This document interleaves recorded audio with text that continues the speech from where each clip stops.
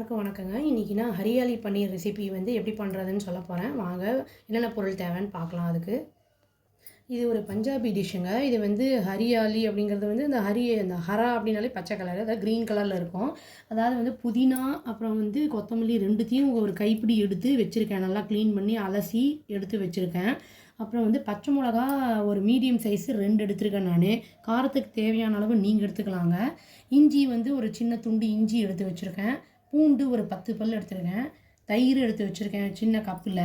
உப்பு தேவையான அளவு. பன்னீர் வந்து என்னென்னா ஒரு 100 கிராம்ஸ் எடுத்துருக்கேங்க நான். அதை க்யூப் மாதிரி கட் பண்ணி வச்சுருக்கேன்.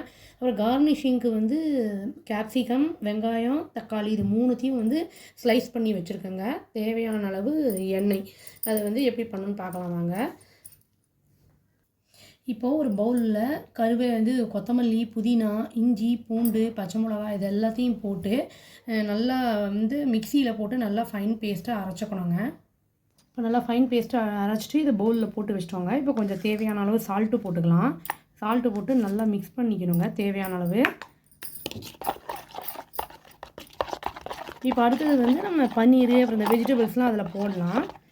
போட்டு மேரினேட் பண்ணிக்கணும் தயிர் விட்டு.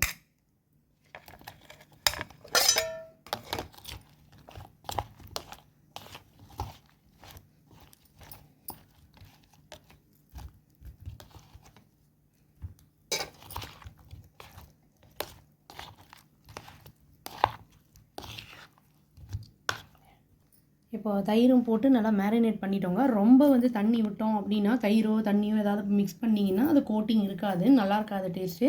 அதனால் இந்த கன்சிஸ்டன்சியில் வச்சுக்கலாம். ஒரு 10-15 நிமிஷம் ஊறட்டுங்க. அப்புறம் தவா ஃப்ரை எப்படி பண்ணுறதுங்கிறத பார்க்கலாங்க. வெயிட் பண்ணுவோம். நாங்கள் 10 மினிட்ஸ் ஆகிடுச்சு, மேரினேட் ஆகிடுச்சு. இப்போ அடுத்த ஸ்டெப்பு என்னங்கிறத பார்க்கலாங்க. தவா ஆன் பண்ணிக்கலாம். எண்ணெய் ஃபஸ்ட்டு வந்து ஊற்றி கொஞ்சம் தவாவை சூடுபடுத்திக்கலாங்க. கொஞ்சம் சூடாகட்டும். ஷாலோ ஃப்ரை தான் பண்ண போகிறோம், டீப் ஃப்ரை கிடையாது.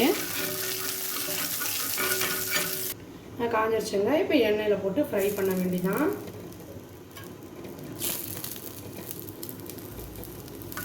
இப்போ கோட்டிங் அப்போ தான் இருக்கும். ரொம்ப லிக்விடாக இருந்ததுன்னா அந்த கோட்டிங்லாம் இருக்காது. தண்ணி மாதிரி அப்படியே போய்டும் அது.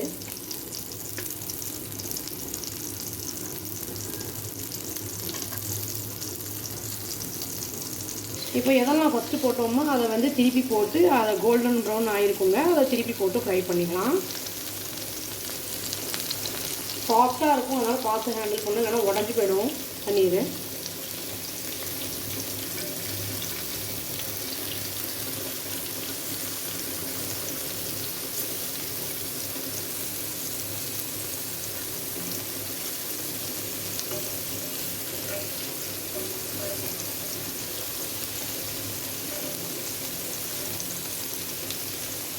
இது வந்து தந்தூரி ஸ்டைலில் பண்ணோன்னா ஒரு குச்சி மாதிரி வச்சு அதுக்குள்ளே பன்னீர் இந்த தக்காளி எல்லாத்தையும் சொருகி அதை வந்து பண்ணலாம். பட் நான் அந்த மாதிரி பண்ணாமல் தவாலாக பண்ணுறேன். அதை எல்லாருமே பண்ணுற மாதிரி தான் பண்ணுறேன் நான்.